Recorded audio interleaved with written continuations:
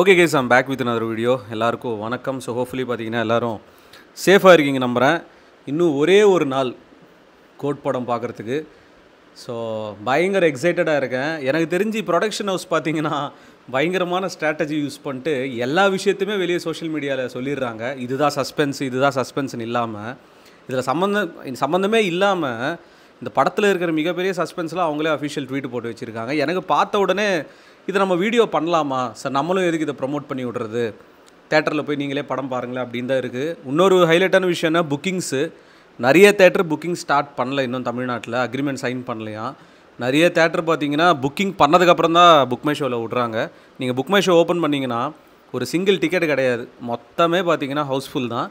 இந்த ஒரு ரீசனுக்காக தான் நான் நம்ம ஊரில் பார்க்கல. நான் டைரெக்டாக போயிட்டு வேறு ஸ்டேட்டில் போய் படம் பார்க்க போகிறேன். 4 மணி ஷோ. நம்ம ஏரியாவில் அட்லீஸ்ட் ஒரு 7 மணிக்காவது கொடுத்துருக்கலாம். பட் ஆனால் என்ன மேட்டர்னா கோயம்புத்தூரில் கொடுத்துருக்காங்க. கோயம்புத்தூரில் 7 o'clock ஷோ இருக்குது.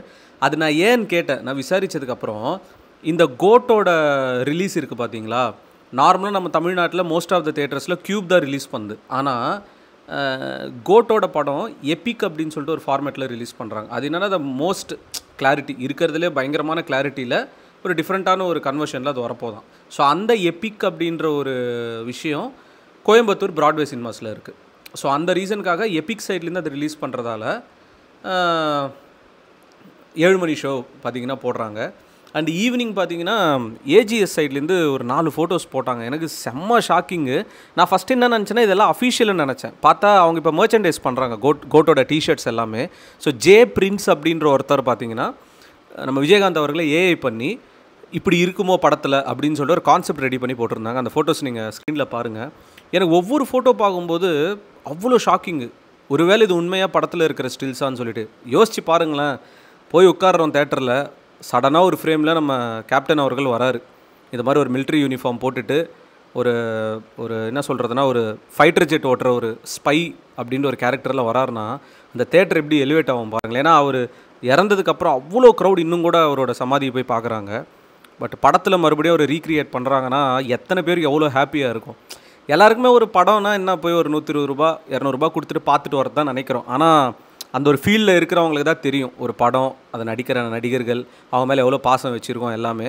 அண்டு மனுஷன் வேறு இப்போ இந்த படம் பார்க்கும்போது மைண்டில் ஓடுற ஒரே விஷயம், இன்னும் ஒரு படமா 2 படமா, அதுக்கு மேலே படம் வருமா வராத தளபதி. ஏன்னா ஒவ்வொரு திவாலி அந்த பொங்கல் தீபாவளிலாம் எனக்கு தெரிஞ்சு ஒரு மாதிரி ரொம்ப எக்ஸைட் போயிடுவாங்க தளபதி ஃபேன்ஸ்லாம் கண்டிப்பாக. பட் அரசியலில் என்ன பண்ண போகிறார் அப்படின்றது தான் இப்போ கொஷின் மார்க்கு. ஏன்னா 23ஆம் தேதி மாநாடுன்னு சொல்கிறாங்க. ராகுல் காந்தி அவர்கள் வராங்க, அவங்க வராங்க, இவங்க வாங்குறாங்க, இஷ்டத்துக்கு நியூஸ் சேனல்ஸ் போட்டுகிட்டே இருக்காங்க. பார்ப்போம், லெட்ஸ் சி. ஆனால் புக்கிங்ஸ் தாங்க உண்மையாகவே ரொம்ப ரொம்ப ரொம்ப பரிதாபமாக பார்த்தீங்கன்னா போயிட்டு இருக்குது. எங்கேயுமே தமிழ்நாட்டில் புக்கிங்ஸ் கிடைக்காம 200 ரூபா வாங்கின டிக்கெட்லாம் 600 ரூபாய்க்கு சேல் பண்ணுறாங்க பசங்க. இது ஒரு இந்த டைமில் அது ஒரு பிஸ்னஸாக பண்ணுறாங்க. அண்ட் தளபதி இன்னொரு ஆர்டர் வேறு போட்டிருக்காரு. இந்த மாதிரி கோட்டோட மூவி செலிப்ரேஷன்ஸ் அப்போது தமிழக வெற்றி கழகம் அந்த டிவிகே ஃப்ளாக் யாருமே யூஸ் பண்ணக்கூடாது அஃபிஷியலாக அப்படின்னு சொல்லிட்டாங்க. ஐ திங்க் யாரும் பண்ண மாட்டாங்கன்னு நினைக்கிறேன். யாராவது ஒருத்தர் உணர்ச்சி வசப்பட்டு பண்ணுவாங்க, அதையும் நியூஸில் போட்டுருவாங்க பாருங்களேன். ஸோ இவ்வளோ பிரச்சனைகள் பார்த்தீங்கன்னா போயிட்டு இருக்க படம் ரிலீஸ் ஆகிறதுக்கு முன்னாடி. அண்ட் இன்னும் சில தியேட்டர்ஸ் அவங்க சைனே பண்ணலையாம். அதுதான் இருக்கிறதுலே வருத்தம். நான் ரெகுலராக தமிழ்நாட்டில் ஒரு தேட்டரில் போய் பார்ப்பேன். நார்மலாக ஏர்லி மார்னிங் ஷோஸ்லாம் நான் அரக்கோணத்துலேருந்து வந்து அவங்க தேட்டர்லேயே காலையில் 10:30 தான் ஷோவே போடுறாங்க. ரொம்பவே கடுப்பாக இருக்குங்க. மற்ற ஸ்டேட்ஸ்லாம் பார்த்தீங்கன்னா 4 மணிக்கு 3 மணிக்கெலாம் கொண்டாடுறாங்க படத்தை. நம்ம ஸ்டேட்டில் ஏன் இப்படி பண்ணுறாங்க அப்படின்னு தெரியல. நான் என்ன கேட்குறேன்னா, ஒரு F4 ஃபார்முலா ரேஸ் நடத்தியிருக்காங்க. ஒரு மெயினான ஏரியாவில் ஒரு ட்ராக் போட்டு அந்த இடத்துல ஒரு ரேஸ் நடத்தியிருக்காங்க, ஸ்ட்ரீட் ரேஸு. அப்படி இருக்கும்போது 4 மணி ஷோ பெர்மிஷன்லாம் கொடுக்கலாமே. ஏதாவது ஒரு சம்பவம் நடக்க தான் செய்யும். அதுக்குன்னு சொல்லிட்டு இப்போ F4 ரேஸ் நடத்தியிருக்காங்க. கார் ஏதாவது அந்த ட்ராக்கில் போய் இடிச்சிட்டு யாருக்கு எதாவது ஆயிடுச்சுன்னா அடுத்த வருஷம் நடத்தாமையாக இருக்க போகிறாங்க. இதெல்லாம் மக்களுக்கு ஒரு என்டர்டெயின்மெண்ட்டான ஒரு விஷயம் தானே. சினிமா பார்க்கணும், ஒரு பிடிச்ச ஒரு நடிகரை பார்க்கணும்னு சொல்லிட்டு. இப்போ நான் பாருங்கள் வேறு ஸ்டேட்டுக்கு போய் பார்க்குற மாதிரி இருக்குது. நிறைய பேர் என்ன தெரியுமா நினச்சின்னு இருப்பீங்க, நீ வேறு ஸ்டேட்டு போய் பார்க்குறது ஃபஸ்ட்டு நீ தான் ரிவ்யூ போடணும்னு சொல்லிட்டு தானே போகிற, உன்னை பற்றி எனக்கு தெரியுண்டான்னு சொல்லுவீங்க. அப்படிலாம் ஒன்றுமே கிடையாது. நான் வேறு ஸ்டேட்டுக்கு போய் பார்க்குற ஒரே ரீசன் எவ்வளோ சீக்கிரமாக அந்த படம் நீங்கள் பார்க்க முடியும் காலையில் அப்படின்றது தான். அந்த ஒரு செலிப்ரேஷன் தான் என் மைண்டில் எப்போவுமே ஓடிட்டு இருக்கும்.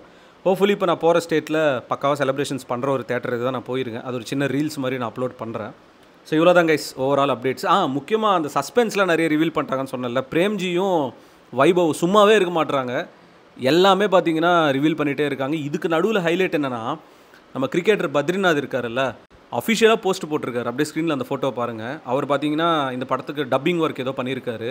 அதில் நடிக்கிறாரா இல்லை டப்பிங் ஒர்க்கான்னு தெரியல. Happy to be in part of GOAT ஒரு சின்ன விஷயம் பண்ணியிருக்கேன் அப்படின்னு சொல்லிட்டு இது எனக்கு ப்ரொடக்ஷன் ஹவுஸே அஃபிஷியலாக பெர்மிஷன் கொடுத்து தான் அது போட்டிருப்பாரு. இந்த படம் ரிலீஸ் ஆகுது ஒரு நாள் இருக்கா, வேறு மாதிரியான எக்ஸ்பெக்டேஷன்ஸ் இருக்குது. இன்டர்மிஷனுக்கு 1 hour 23 minutes அதுக்கப்புறம் இன்னொரு 1 hour 23 minutes செகண்ட் ஆஃப் வருமா. நிறைய விஷயம் சொல்கிறாங்க. யோசிச்சு பாருங்கள், படத்தோட opening title card thanks to Ajith Kumar, thanks to Thala தோனின்னு போடுறாங்களாம். எப்படி இருக்கும் இந்த தேட்டர் சிச்சுவேஷனு? ஆனால் எனக்கு தெரியல, தோனி உள்ளே இருக்காங்கன்றாங்க, பத்ரிநாத் இருக்காங்கன்றாங்க, நிறைய சிவகார்த்திகேயன் இருக்காங்கன்றாங்க. இதெல்லாம் பார்த்தீங்கன்னா நான் சொல்லலை, ப்ரொடக்ஷன் ஹவுஸே பார்த்தீங்கன்னா உடச்சி விடுது எல்லா சஸ்பென்ஸுமே. மேபி படத்தோட ஹைப்காகவா என்னன்னு தெரியல. So let see. I think நான் இதுக்கு மேலே நான் போட போகிற வீடியோ கோட்டோட ரிவ்யூவாக தான் இருக்கும். நாளைக்கு கம்ப்ளீட்லி ரெஸ்டிங் மோடு, நாளைக்கு எந்த வீடியோவும் கிடையாதுன்னு நினைக்கிறேன். ஸோ இதோட உங்களை கோட் ரிவ்யூவில் உங்களை சந்திக்கிறேன். So it is gonna be 5ஆம் தேதி. ஐ திங்க் ஒரு 8:30 மணி 9:30 மணிக்குள்ளே நான் மார்னிங் ரிவ்யூன்றது பண்ணிவிடுவேன். ஸோ டோன்ட் வரி, நான் ஸ்பாய்லர்ஸ் எதுவுமே நான் போட மாட்டேன். ஹோப்ஃபுல்லி அடுத்த 2 படம் அவர் பண்ணுறது எதுவுமே என்ன சொல்கிறதுனா நிறைய பேர் குறை சொல்கிற அளவுக்கு இல்லாமல் இருந்தால் சந்தோஷம்தான் எல்லாருக்குமே. சொல்லிட்டு இந்த வீடியோ முடிச்சுக்கிறேன் கைஸ். அண்ட் இன்னும் நிறைய விஷயம் சந்திக்கிறேன். And peace out and stay safe guys. Bye.